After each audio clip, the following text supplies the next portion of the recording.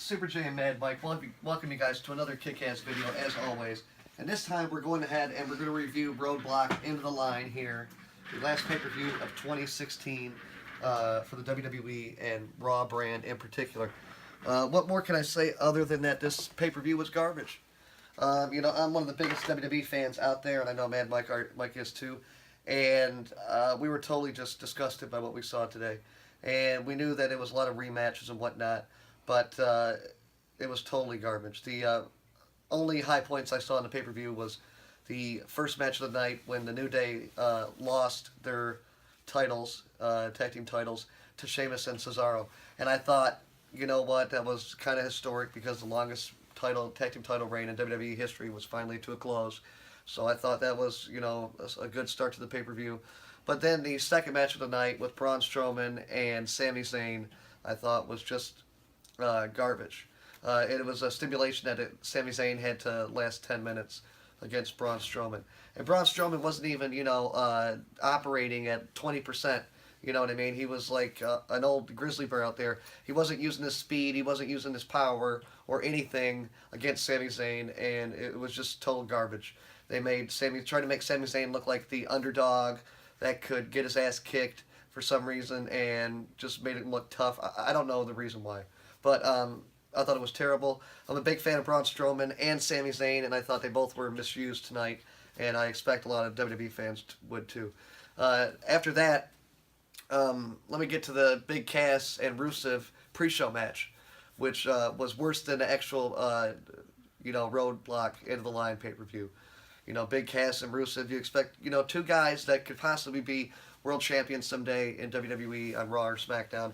And Big Cass in particular, 7-foot, guy, he's got a lot of power and speed, and certainly could talk on the mic. So I expected more out of these two guys, but they weren't allowed to do anything. It was just basically they brawled in and out of the ring, all the way out to the outside into the stands, and it was just a brawl that ended, abruptly. But apparently they're going to have a rematch tomorrow night on Raw, so I expect hopefully to have a better match, tomorrow night. But going on in the pay-per-view, we had an Iron Man match between Sasha Banks and Charlotte, and I don't know what to say. I'm tired of seeing these two women wrestle. Apparently there's going to be no more rematches between the two, so eventually, it's over. Finally, the rivalry between Charlotte and Sasha Banks is over. I thought it was good after a few matches, but after they went to Hell in a Cell, and tonight, and even a few weeks ago on Monday Night Raw, when they had probably the best match of the whole rivalry, was on Monday Night Raw, and it was a Falls Count Anywhere match. I thought that was the best match. But they have wrestled 6 times, Sasha Banks and Charlotte, and all 6 times the title has changed hands. And I don't know if that's ever happened in wrestling or women's, wrestling in particular. So, I don't know what to say about that, but I'm very glad to see it, finally come to a close. I thought the women were basically, they tried to have another decent match out there, but they were, off on their timing, in the match. And what more can you say about that? But, they were off on their timing. A few matches, the wrestlers were off in their timing as well. Like Chris Jericho and Seth Rollins. They finally had a match tonight on Roadblock, and you expected them to put on a 5-star matchup. Nothing on the line. Seth Rollins, the previous 17 pay-per-views he's wrestled in, it's been for a WWE title. So what more can you say? Seth Rollins was, wrestling for no gold tonight, but he did have Chris Jericho, one of the best ever, in the ring with him, and we expected better, and we didn't get better. I thought the guys were off on their timing, just like Charlotte and Sasha were. And Chris Jericho and Seth Rollins, they put on a decent match. Like I said, they were off on their timing. Kevin Owens came out, tried to help Chris Jericho, but eventually Seth Rollins pedigreed Jericho for the win. But what more can you say is that, finally we get to the Roman Reigns and Kevin Owens match. And I thought, man, Mike, I thought there's no way they could save this pay-per-view. I mean, I saw people sleeping out in the stands, after the previous 2.5 hours. I didn't know, what WWE was thinking, because they probably lost subscribers tonight after that piss-poor pay-per-view they just put on. And in the main event, Owens and Reigns, I thought to myself, Kevin Owens' title reign has not been anything spectacular, and Roman Reigns is nothing spectacular. So I thought either guy could win this match and, take Raw into 2017. But eventually Chris Jericho came down, ended up giving the code breaker to Kevin Owens, which disqualified got Kevin Owens the win by disqualification, and then all hell broke loose. I mean, I thought, they couldn't save the night, save the pay-per-view, but they had a little fun at the end.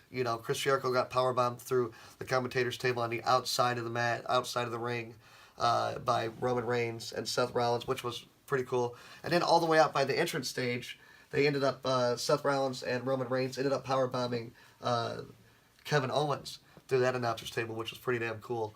And what more can you say? Like I said, a piss-poor pay-per-view, a cool ending, but a shitty way to, end to a title match with Kevin Owens and Roman Reigns, and just a terrible pay-per-view. I don't know what else to say, guys. Without a doubt, the worst pay-per-view of 2016, and the worst pay-per-view in probably, 4 to 5 years.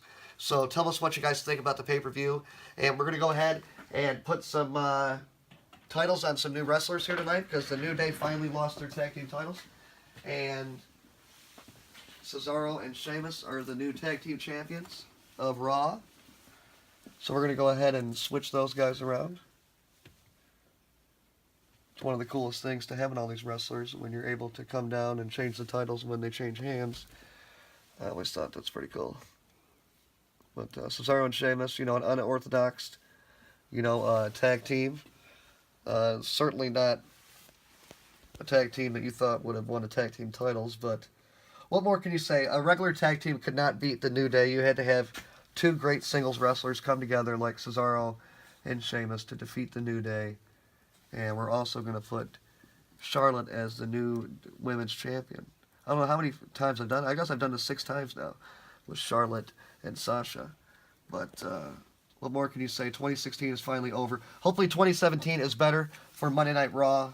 SmackDown has obviously been kicking Monday Night Raw's ass from a brand perspective. And Raw has really got to pick it up here in 2017. So, Super J and Mad Mike, we thank you guys for watching our videos. As always, like, comment, subscribe. Tell us what you guys think about the channel. Tell us what you think about the review. And tell us what you think about Roadblock in particular. Also, check out other videos. We've got over 350 videos of action figure unboxings, WWE, the coolest WWE action figure matches, reviews of Raw, SmackDown's pay-per-views, even Throwback Thursdays of WCW, WWE, and ECW throwback pay-per-view reviews. So peace out, Super J and Mad Mike, Wrestle Cave, forever. We know you guys are super fans. We are too. Thanks a lot. Peace out.